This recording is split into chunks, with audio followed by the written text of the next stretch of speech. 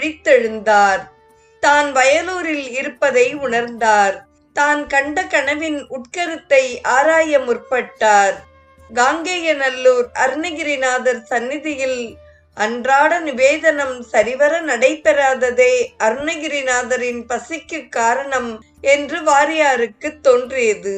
காங்கேயநல்லூர் கோவிலில் அன்றாடம் உச்சி வேளையில் ஒருபடி பச்சரிசி அன்னத்தில் தயிர் சாதம் தயாரித்து அருணகிரிநாதருக்கு நிவேதனம் செய்து அப்பிரசாதத்தை ஏழை குழந்தைகளுக்கு வழங்க ஏற்பாடு செய்யும்படி தந்தையாருக்கு வாரியார் கடிதம் எழுதினார். அவரும் அப்படியே செய்து வந்தார்.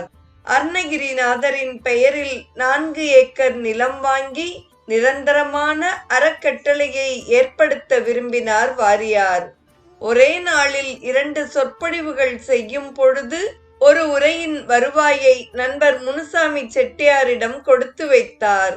2 ஆண்டுகளில் 4000 ரூபாய் சேர்ந்தது. அந்த தொகையை வாரியார் தன்னுடைய தந்தைக்கும் தெரியாமல் சேர்த்து வைத்தார்.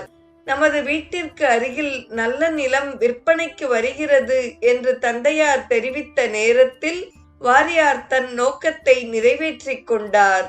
நல்ல செயல் என்றாலும் தந்தையார் மறுத்துவிடக் கூடாது என்ற தயக்கத்தில்தான் வாரியார் முதலில் அவரிடம் தெரிவிக்கவில்லை. நல்ல செயல் என்று தந்தை பாராட்டியவுடன் வாரியார் 4 ஏக்கர் நிலத்தை அருணகிரிநாதரின் பெயரில் வாங்கினார். நிபந்தமாக நிறுவினார்.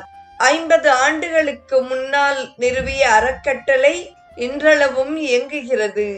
உச்சிக்கால தயிர் சாத நிவேதனமும் அன்னதானமும் தொடர்ந்து நடைபெறுகிறது.